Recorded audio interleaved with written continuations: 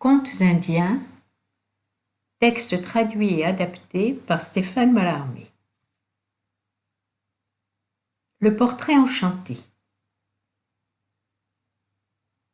Tant que le jeune homme but, la pieuse femme le considéra attentivement. Ses membres, épuisés de fatigue, montraient une robustesse prête à renaître sitôt le voyageur levé. « Ah, bonne mère, avait-il imploré, un peu d'eau, par pitié. » Puis il s'était assis, ou plutôt laissé tomber, sous la véranda d'un petit temple, aux portes poudreuses de la ville. Comme il en semblait le dieu, la vieille anachorète, par lui regardée fixement, exhala avec dévotion. « Noble étranger, vous vous étonnez de voir une créature aussi misérable que moi. Et si ce sont les chagrins ou les austérités qui l'ont réduite à cet état. Une ombre, un fantôme de femme, telle. Les vêtements religieux flottaient autour de son corps, ainsi que s'abat la voile sur un mât, quand cesse la brise. Ses cheveux, des cordes blanchies sous la rosée, rudes, grisonnants, hors du bandeau de mousseline noire des veuves. Deux lèvres pâles se desséchaient au feu des soupirs. Deux gouttes de sang indiquaient en ses yeux que les larmes y avaient tari. Je vivais à la cour de celui qui fut jadis le roi de Mithila, nourrice de son fils, Upahara, l'enfant le plus beau que porta une mortelle. Vous connaissez le dicton, les mouches cherchent les ulcères, les méchants cherchent les querelles, les rois cherchent la guerre. Tout souriait heureux quand le roi du Malava s'avisa de déclarer la guerre. Jamais une n'eut de résultat aussi funeste. L'armée en déroute, piller les trésors de l'État, traîner les fers aux pieds, mes augustes maîtres, et jeter dans une prison où ils languissent encore. Moi, fuyant éperdu à travers les forêts, le royal nourrisson à mon sein, parmi les tigres. Une panthère jaillie de la jungle me barre le chemin. Je m'évanouis sous sa griffe. L'enfant roule. Ou, désespéré, je me réveillais sans le précieux dépôt que je devais garder jusqu'à la mort. Un berger bila de ses flèches à immobiliser le fauve. J'étais dans sa hutte. J'appris que les femmes avaient emporté l'enfant dans la montagne où le miel naît. Qu'est-il devenu? L'a-t-on laissé grandir comme la plante soma à l'ombre des bois? Il aurait ton âge, mon fils, et si les jeûnes d'une pauvre ascète le rétablissaient dans son triomphe, il serait aujourd'hui le plus puissant des hommes. Embrasse-le donc bien vite, ma mère, car il est devant toi, ce nourrisson tant pleuré. Mon cœur me l'avait déjà dit, exulta la nourrice, en serrant le jeune homme contre sa poitrine, et le baisant sur la tête et les cheveux, comme autrefois, riant, pleurant, dans un radotage joyeux et fou. Lui, on ne t'avait pas trompé. Un ermite qui demeure sur la montagne se chargea de m'élever et de m'instruire. Je sus dès le jeune âge la douloureuse histoire de ma famille et viens ici conduit par la vengeance. Sur mon front, tu le lis, il y a que je délivrerai mon père et ma mère, moi, dont personne ne soupçonne l'existence. Ah, mon fils, la faveur de la Bhagavate t'ouvre ses trésors. Ton étoile t'amena. Le peuple hérité, sous les impôts et avec le regret de son souverain légitime, est prêt à se révolter. Et grâce à toi, nous aborderons au temps nouveau. Demeure dans ce temple, nul ne t'y viendra chercher. Le prince, après un repas de fruits, se coucha sur des feuilles. Il ne dormit guère. Il réfléchit longtemps et le matin, faites ses prières et ses ablutions, il s'approcha de sa nourrice. « Mère, il me faut savoir ce qui se passe dans le gynécée du cruel Vikatavarma. Que les dieux soient loués, l'humble ascète est en possession d'un moyen de te servir. Voici une amulette, travail de mes après-midi. Ce bijou sacré, en chassant tous les gemmes de ce pays, en l'épanouissement multicolore d'un pan, que je veux, comme gorgerin, proposer à la reine. Elle me reçoit en ces heures d'ennui. La reine, dis-moi, est-elle fidèle à son époux? Nuit et jour gardée à vue dans le palais, il lui serait malaisé de ne pas l'être. Mais c'est tout, et sous les caresses du roi, ma maîtresse reste aussi froide que la neige de l'Himalaya. Le sérail est-il nombreux? La belle Sundari a-t-elle des rivales? Oui, 1000. Ainsi, jalousie, tendresse, fureur, nous utiliserons tout sans scrupule. Irrite l'orgueil de la reine. Cette corde toujours vibre chez les femmes. Représente son mari comme un monstre difforme, vivant outrage pour elle. Va, tu me tiendras chaque jour au courant. Les religieuses indiennes ne perdent que rarement l'opportunité de s'occuper des affaires d'autrui. Quelques jours après, la nourrice: « J'ai moi-même vu la reine, à la faveur du joyau, son immédiat caprice, et j'ai ouvert en elle, sur ses infortunes, autant de regards, et plus, qu'en étale la queue innombrablement ocellée de l'oiseau de pierrerie. Maintenant, elle maudit le joug qui l'attache à son mari. Je t'accorde des compliments, et tu me sembles vieilli dans l'intrigue, non moins que dans la pénitence. Moi, de mon côté, je n'ai pas perdu de temps. Avec du bétel, de la noix d'arec, du camphre pilé, du cardamone et du bois de corail, j'ai fait mon portrait que je crois ressemblant.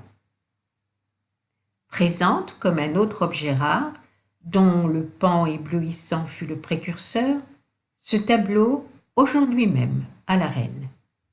Et tu feras ainsi qu'après avoir possédé dans ce bijou ce que pour elle résume déjà de scintillement et de feu sa rêverie à l'amant qu'elle ignore, la belle considère, sans se douter davantage qu'il existe, ou que ce soit mieux qu'une fantaisie, enfin l'image de l'inconnu.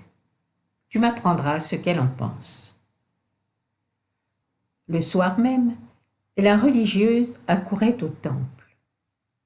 Ah, mon fils, tout marche à souhait. Cette reine si hautaine, mais femme, je la vois encore se troubler et frémir et pâlir. Elle tenait, la tête penchée, le tableau comme pour y mirer son désir. S'efforçant de paraître calme, qui a fait ce tableau? Je ne vois dans cette ville aucun artiste capable d'exécuter cette œuvre. Votre Majesté sait apprécier le talent, mais ce portrait a surtout le mérite de la ressemblance. Tu dis, cette tête merveilleuse appartient à un mortel? Réponds vite.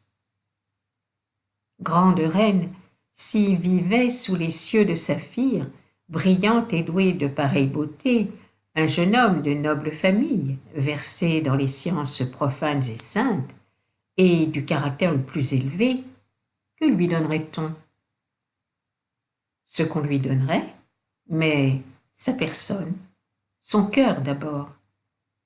Et encore, tout cela lui serait inférieur. Que les conquêtes de l'amour sont ailées de foudre. Elle, la fière Sundari, était-ce sa froideur qui se fondait ainsi? Le coup, tu le sens, porta. Je n'eus qu'à continuer bas. J'apprendrai en confidence à la reine que le fils d'un roi voyage en ce moment incognito. Votre Majesté est tombée par hasard sur le chemin de ses yeux le jour de la fête du printemps dans le bocage situé aux portes de la ville. Il y demeure en l'illumination et l'enthousiasme de soi où le mirent votre présence et le crut-il vos regards. C'est lui qui, de sa propre main, a peint ce portrait pour que restât un gage de ce qu'il se sentit devenir dans un instant de transfiguration. Si votre Majesté veut se convaincre que je n'ai rien exagéré, il lui peut plaire d'ordonner un rendez-vous, pour aujourd'hui, demain, quand elle s'en souciera, et elle verra, enchantée et toujours pareille, celui dont je suis à son insu, vers elle, la tout humble messagère. Sundari rougit. Elle craignit de s'être trop avancée, mais plus curieuse soudain. Au moins, tu es sûre qu'il m'aime? Ah, je me désole souvent seule, car je suis seule. Tu ne comptes pas comme mon époux, ce Vikatamarva, vainqueur et c'est tout jadis du roi de Mithila, un vaniteux soudard, peu habile en l'art de plaire. Il me prit de force, fiancée que j'étais, avant même ma naissance et la sienne, par nos deux mères amies, au prince Upahara, ravi des bras de sa nourrice, perdu et peut-être mort dans la montagne. Un soupir délicieux, je te souhaite, mon fils, d'en respirer de pareil, remua la blancheur des deux seins sous le gourgerin de turquoise, d'émeraude et la lourdeur de maintes pierres. Comme voulant se distraire d'une vision chérie que ton portrait eût rendue importune, encore qu'elle mêlât sans doute les deux, et pour en fuir l'obsession, elle revint vite à ce qu'il y avait de plus dissemblable, ou le chagrin causé par son hideux époux. Pas de mots qu'il ne lui infligeât.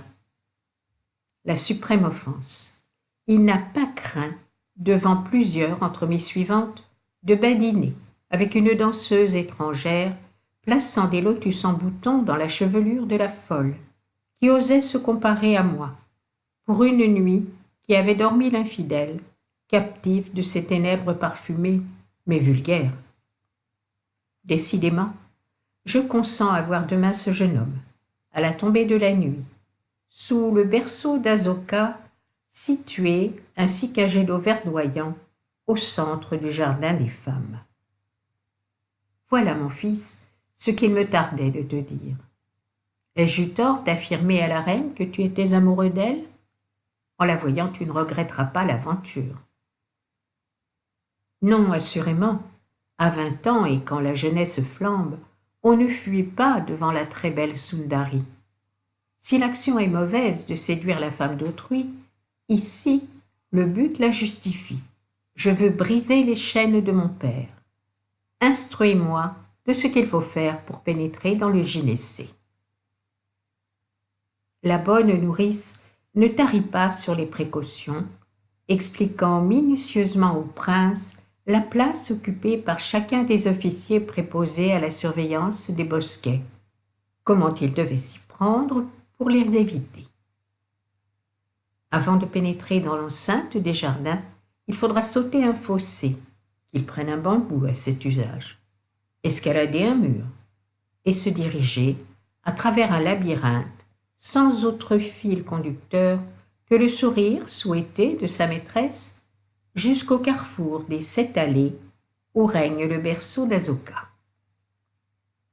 Upahara attendait la fin du jour suivant. Les récits de la religieuse se présentèrent bien des fois à son imagination.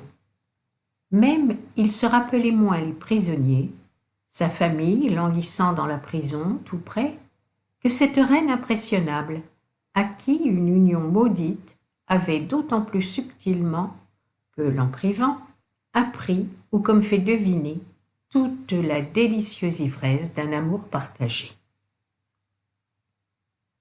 Un rendez-vous avec une reine vaut pour le moins qu'on attende. Upahara, avant de détailler du regard la retraite privilégiée d'une femme élégante et tout un exquis décor qui en contient déjà la présence, songeait à part soi, reprenant haleine. Il se remémora vite comment, à l'heure dite, il avait approché le fossé qui sépare la demeure royale. Une tige de bambou lui servit de pont mobile pour traverser dans l'ombre l'eau stagnante. Puis, sauter d'un bond de léopard sur le grand portail et de là glisser sur le terre-plein.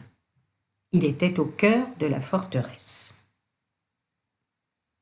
Le cri plaintif d'un couple de ramiers échangeant leur aveu dans les roseaux d'un étang l'arrêta. Une allée s'offre entre des champacas si élevés et touffus qu'il eût dit une rue bordée de hauts logis que toucheraient ses mains, les deux bras étendus. Au fond, un porche sablé élargi par 100 banians séculaires. La lune se mire comme en des bassins au luisant des sabres recourbés, le long de chambellans endormis. Le promeneur, brusquement, atteint par un tournant à d'interminables manguiers. Quel instinct ou quelle connaissance du site pour déjouer les pièges et leurs mystères. Les deux, car le prince aimait, et il se souvenait des conseils minutieux de la prudente Anachorète.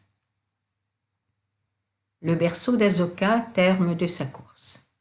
Enfin il l'aborde, y séjourne, écartant doucement les tiges artificielles fleuries d'odorantes lanternes, qui s'abaissent sur un lit brodé de soie, mais vide. Complice de l'amour, où ses serviteurs vigilants attendent autour d'une ombrelle épanouie, un éventail aux oiseaux immobiles, une aiguière étincelante de gouttes mystérieuses, diamants ou senteurs. Upahara distingue sur une poudre d'étoiles, prêtes à la revêtir d'éblouissantes sandales, la nudité d'un pas. Apparemment, ce pas avait bravé plus d'un danger, car l'apparition, qu'il conduisait avec un silence rythmé, se précipita éperdue dans la salle de verdure. Et seuls les Nupurats résonnèrent joyeusement à mi-hauteur d'une jambe enfantine. Un gémissement, échappé comme à un luth plaintif, attesta 2 lèvres humaines. Hélas, on m'a trompé, ne voyant pas l'amant, il s'était caché contre un tronc pour jouir de cette venue et y mêler son attente. Et, mon cœur, pourquoi as-tu cru à une chose impossible? Ah, l'Anachorète, sa nourrice, avait trompé l'adolescent. Ce n'était pas une femme, même souveraine et jeune, mais une déité. Un chant muet s'éleva en lui, disant à travers les battements de sa vie ses motifs épars. La liane gracieuse des sourcils badine en suivant le contour des yeux. C'est là où se fond l'éternel azur d'un jour de bonheur. La joue, où coule la prunelle est argentée, ainsi que la tige de roseau. Une bouche, noyée elle-même en l'extase, comme un autre regard plus grand, exalté vers des cieux, respire une brise, pareille à celle qui traverse la Malaya et son bois sacré de santal. Il défaillit à la taille mince et au sein levé en offrande, que découvrait une onde de fiers cheveux tombant sur les épaules d'abord, puis sur l'ampleur des hanches, calmant, sans l'appesantir, l'élan de la démarche légère. Ayez pitié de moi, femme trop charmante. Il sortit de sa cachette, anxieux. Faites-moi vivre de nouveau. En attachant sur un qu'a mordu le serpent de l'amour, ce sourire seul, capable de fermer sa blessure, comme un magique baume. Prière superflue. Sundari ne sentait ni le besoin d'être persuadée, ni l'envie de se défendre. La vie de cet esclave couronné, que des nerfs tour à tour caressés et brisés par le feu du climat, éveillait comme à de suprêmes musiques, avec l'accompagnement redoutable et morne des passions indiennes, tout afflua dans un de ses regards. « Oh, murmura le prince agenouillé, je te reconnais, toi que je savais avant de naître. Ô Sundari, ravie par un tyran, ma fiancée, tu m'appartenais de tout temps. Je suis ton fiancé, le fils du roi Mithila, vainqueur des dangers et de la mort, pour ici tomber à tes pieds. Le coquillage chanta tout à coup l'hymne matinal. La nuit fut complaisante à notre rencontre. Faut-il qu'à peine elle s'est accomplie, nous nous séparions? Comme un enfant boudeur, la reine se pendit soudain au cou du bel Upahara, lui fit de ses bras parfumés un étroit collier. Grave et lente bientôt. Si tu pars, maître de mon âme, compte que mon souffle s'en ira avec toi. Emmène-moi où il n'y a plus moyen d'exister pour ton esclave. Patience, cher insensé, nous perdrions tout par une conduite si imprudente. M'aimant, écoute-moi.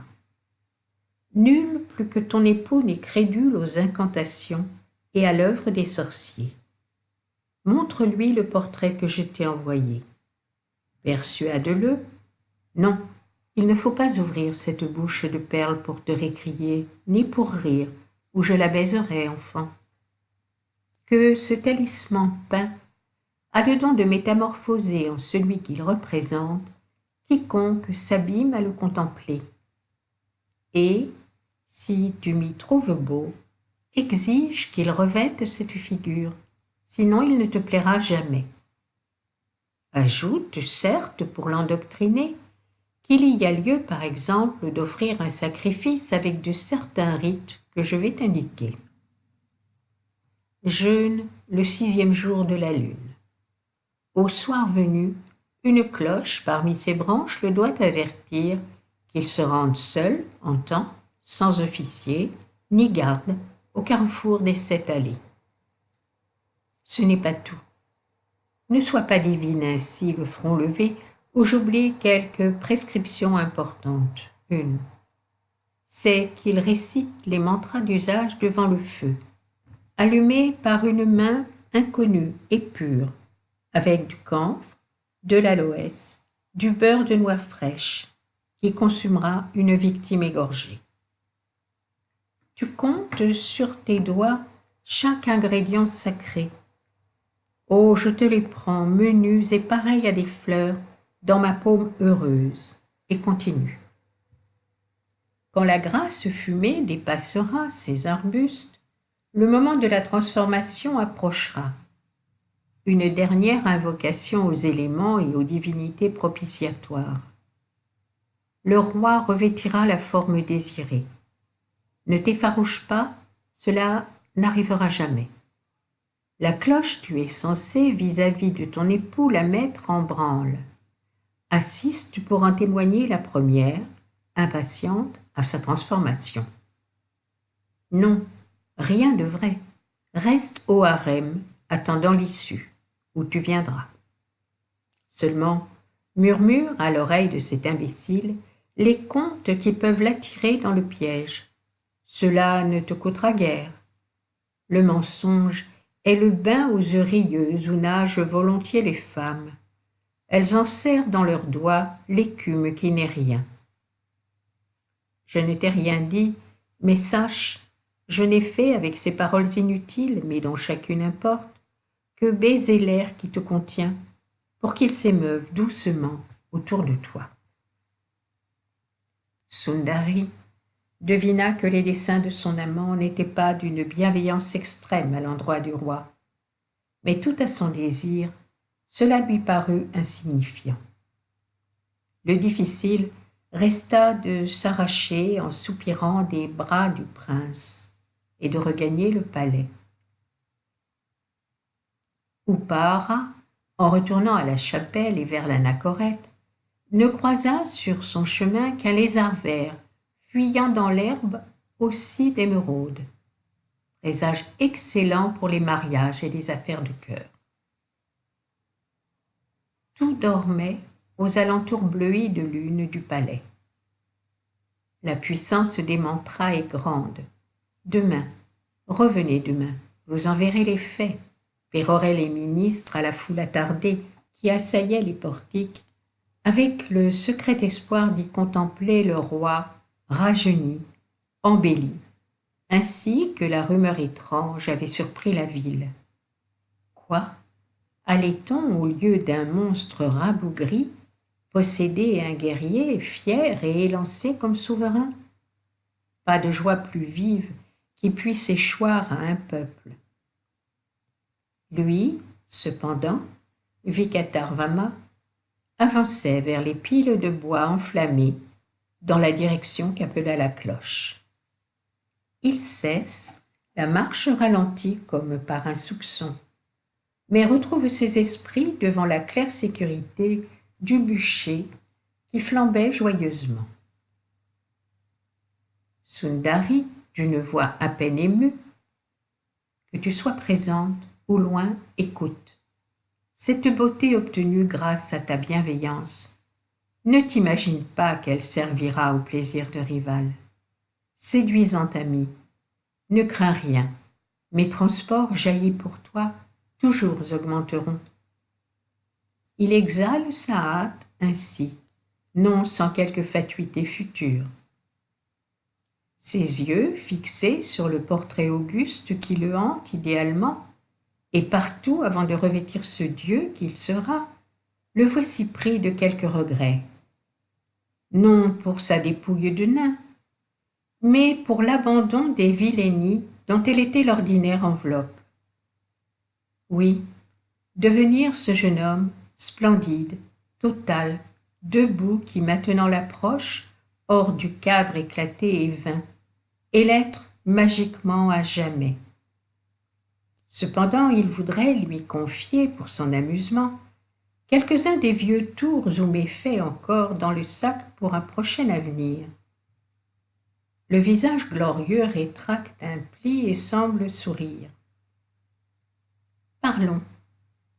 Mes secrets, pour que tu sois tout à fait moi et mon humble esprit toi, je te les offre, comme ce que vaut de très précieux et de suprême le sacrifice où je t'évoque. Faire étrangler quelques parents qui me gênent, déclarer sous un prétexte fallacieux la guerre à mon voisin le souverain de Béar, lever un nouvel impôt, c'est tout. Ah, et faire dévaliser un riche négociant qui possède le plus beau diamant connu. J'oubliais. Le frère de mon père, le roi de Mithila que j'ai détrôné. Il faut en finir avec quelque excellent poison, simplement. Upahara bondit hors du bosquet. Monstre, pensa-t-il, c'est une action chère aux dieux de trancher une pareille vie que la tienne. D'un coup de cimeterre prompt, il perce le corps du misérable, qui peut-être crut, le temps d'un éclair, au fulgurant accomplissement de sa métamorphose. Du moins par charité, le suppose celui que le tyran prenait pour une hantise de sa beauté prochaine, et qui était le héros lui-même. Le bûcher, activé par les flots de beurre végétal, travaille à rendre le cadavre méconnaissable. L'entière noirceur de l'âme qui l'habita naguère apparut un instant au trait carbonisé, tout s'efface, même pour le souvenir. Pâlissante contre la vasque d'un jet d'eau qui se taisait parmi l'air, Sundari attendait, défaillait. Le prince courut vers le palais et entré à cette rencontre plus intimement dans le personnage évanoui. « Tu n'as plus désormais d'autre époux que moi, persuada-t-il. » La veuve se contente de cette courte phrase et n'essaie point de larmes fausses. Sur l'escalier d'honneur, les poètes, les panégyristes, les astrologues, les brahmanes, les chambellans se groupaient pour saluer leur maître. Le premier médecin osa féliciter sa majesté du changement favorable opéré en elle. Quoique il bégaya, ce ne fut sous l'empire d'aucune drogue ordonnée par ses confrères, et se reprenant malgré que la personne royale fut loin d'être défectueuse auparavant. Restait à prendre possession du sérail. Le nouveau roi y entra, tenant par la main sa première épouse. Le treillis d'or des lucarnes coupait par endroits le rayon matinal de lune, tandis que l'agonie stellaire d'une lampe au plafond suspendu animait un reflet d'invisible danse. Il voletait aussi dans les hauteurs de grands éventails blancs qui, de leur aile, dispersaient à tous les recoins les parfums de délire et d'oubli, montant des cassolettes mal éteintes. Le bain, comme un grand regard, veillant au jour qui vient, nappe limpide, attendait les dormeuses, plongées encore dans la transparence de leur seul songe. Tuniques en soie de Chine à terre, et les pétales de corset délacés, un effeuillement gai, d'où se seraient envolés pour de subtils cieux les abeilles et les colibris. Tous ces bijoux, sur elle, gardés en le sommeil, ajoutaient à la nudité de chacune. Prestement l'essaim s'assembla. Ces dames que la transformation du roi intéressait avant personne ouvrirent des yeux de pierreries stupéfaites. « Que notre Seigneur est différent, ma chère, disait à l'autre celle-ci tout bas. Nous n'avions pas perdu au change, mais c'est égal, on le retrouve tout de même. Upahara, pour imiter le défunt, dont l'équité indéniable consistait à distribuer au gré commun ses galanteries, prononce des mots aimables, congruents ou minois. La vérité qu'il avait hâte de se retrouver avec sa bien-aimée Sundari. Avec elle, il prolongea jusqu'à l'éclatant midi sa nuitée, la première de son avènement au trône.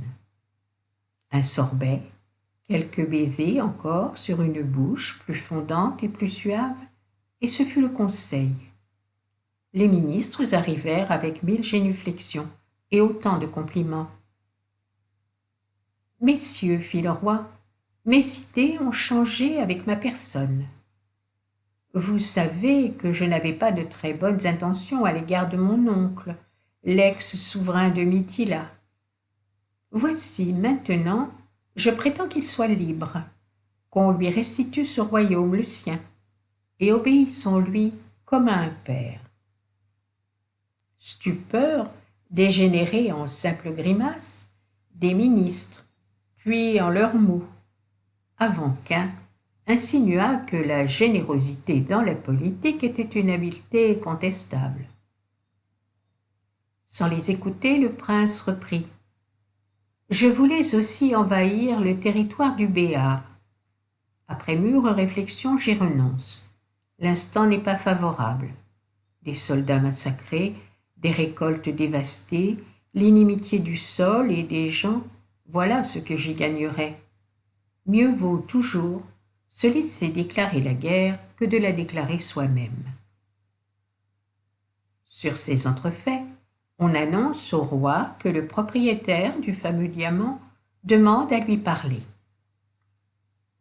Le négociant entra, tremblant. Il s'attendait à être dépouillé et à recevoir la bastonnade en guise de paiement si le roi se trouvait dans un accès de générosité.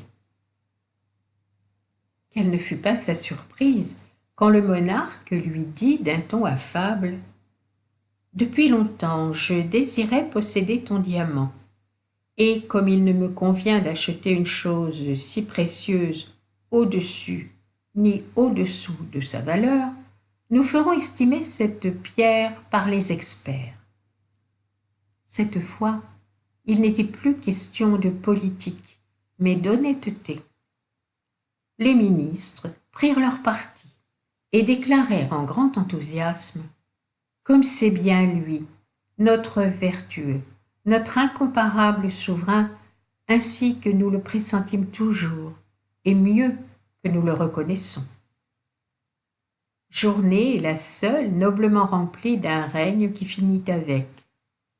Le vieux roi et la reine, tirés de prison, trouvèrent débarrassé leur trône, et sur une marche les y menant, un fils tendre et respectueux, qui, s'effaçant devant le pouvoir paternel, se contentait de rester prince héréditaire, mais l'époux enivré de Sundari.